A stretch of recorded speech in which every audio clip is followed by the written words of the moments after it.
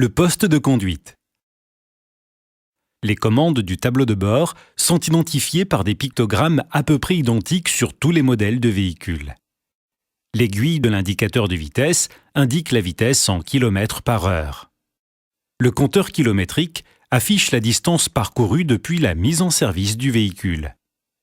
L'aiguille du compte-tours indique la vitesse de rotation du moteur en tours par minute.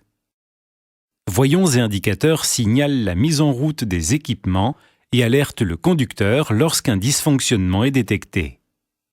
Les voyants rouges signalent un danger. Lorsqu'ils sont allumés, ces voyants exigent une intervention immédiate, par exemple si le niveau de liquide de frein est trop faible ou si le moteur surchauffe. Les voyants jaunes attirent l'attention sur l'usure de certaines pièces, comme le moteur par exemple, et sur la mise en service de certains équipements, préchauffage diesel, freinage ABS, etc. Les voyants verts ou bleus signalent l'allumage des feux. Feux de position, feux de croisement, feux de route, feux avant de brouillard et clignotants. Le levier de vitesse, commandé par la main droite, permet d'enclencher l'une des vitesses disponibles. Lorsqu'aucune vitesse n'est enclenchée, la boîte de vitesse est au point mort. La pédale d'embrayage est commandée par le pied gauche. Lorsque la pédale est enfoncée, le moteur n'est plus relié à la boîte de vitesse. Il est débrayé, ce qui permet de changer de vitesse ou de passer au point mort lorsque le véhicule est arrêté. Lorsque la pédale est totalement relevée en position embrayée, boîte de vitesse et moteur sont en relation et l'énergie du moteur est transmise aux roues.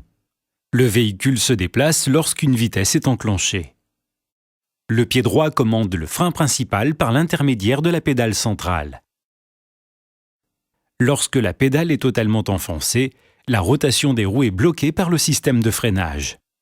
L'accélérateur est commandé par le pied droit. Plus la pédale est enfoncée, plus l'accélération est importante. La meilleure position de conduite est celle qui permet d'agir sur volant et commande sans modifier la position du corps de façon à agir rapidement, précisément et sans fatigue.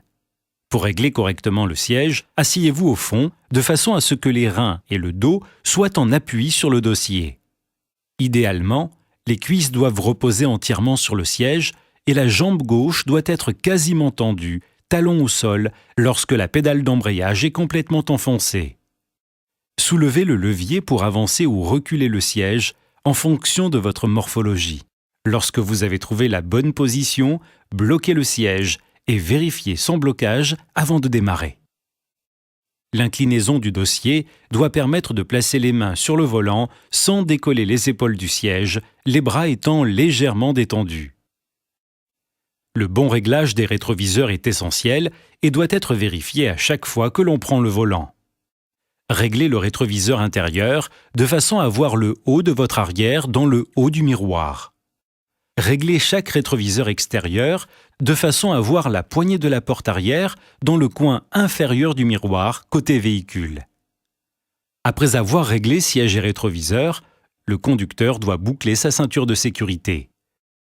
Pour être efficace, une ceinture de sécurité doit être mise à plat, tendue et ajustée au corps. Le port de la ceinture de sécurité est obligatoire à l'avant comme à l'arrière. Le conducteur étant responsable de ses passagers, il doit veiller à ce que tous les occupants du véhicule mettent leur ceinture. Démarrer et s'arrêter. Une fois bien installé au poste de conduite, vous êtes prêt à faire vos premiers pas, c'est-à-dire démarrer et arrêter le véhicule sans faire caler le moteur. Pour éviter de caler le moteur au démarrage, vérifiez toujours que le levier de vitesse est au point mort.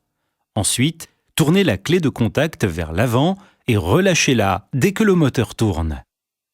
Le contacteur démarreur prévoit plusieurs positions. La position 1 permet le déverrouillage de l'antivol. Pour ce faire, tournez le volant en même temps que la clé. La position 2 permet uniquement d'utiliser les accessoires alimentés par la batterie, comme la radio ou les commandes des vitres. La position 3 correspond au contact proprement dit. Sur certains véhicules diesel, il faut rester quelques secondes dans cette position avant de démarrer. L'extinction du voyant de préchauffage du moteur signale que le moteur est prêt à être mis en route.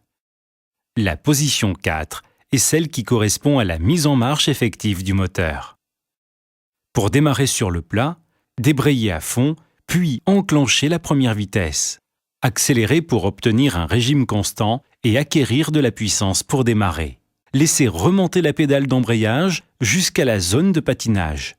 À partir du moment où le véhicule avance au pas, maintenez le pied gauche immobile quelques secondes, tout en accélérant légèrement. Ensuite, relâchez complètement le pied gauche et posez-le contre le passage de roue avant. Toute la difficulté du démarrage en côte, c'est de ne pas reculer accidentellement lors de la manœuvre.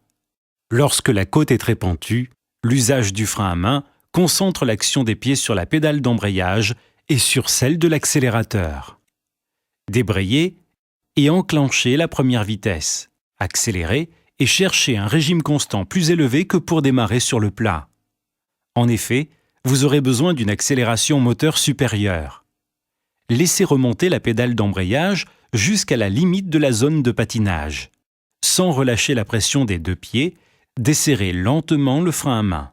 Le véhicule doit être immobile ou avancer très légèrement, car l'action de l'embrayage compense l'absence du frein à main. Laissez remonter tout doucement la pédale d'embrayage tout en augmentant l'accélération. À partir du moment où la voiture est en mouvement, maintenez la pression de l'embrayage quelques secondes. Puis, relâchez complètement le pied gauche et posez-le sur le passage de roue. La marche lente est utilisée lors des manœuvres pour circuler dans un passage étroit ou sans visibilité, ou encore dans un embouteillage. Démarrez normalement et placez-vous dans la zone de patinage. Dès que la voiture avance, enfoncez la pédale d'embrayage de quelques millimètres pour ralentir le véhicule. Dès que vous êtes presque à l'arrêt, revenez dans la zone de patinage. Continuez d'alterner appui et relâchement pour obtenir une allure comparable à celle d'un promeneur. Avant d'arrêter le véhicule, contrôlez ce qui se passe derrière vous et allumez les clignotants droits pour signaler vos intentions. Dès que vous avez choisi un emplacement d'arrêt, relâchez l'accélérateur. Freinez pour ralentir. Juste avant l'arrêt, diminuez la pression sur le frein, mais sans relâcher totalement la pédale. Débrayez pied au plancher pour ne pas caler le moteur. Lorsque le véhicule est arrêté, passez au point mort et libérez le pied gauche. Serrez le frein à main et libérez le pied droit. Éteignez les clignotants et coupez le contact. Caler au démarrage est rarement grave. Quelle que soit la vitesse enclenchée, débrayez. Tournez la clé pour remettre le moteur en route. Contrôlez la position du levier de vitesse. Si nécessaire, enclenchez la première vitesse. Il ne reste plus qu'à démarrer.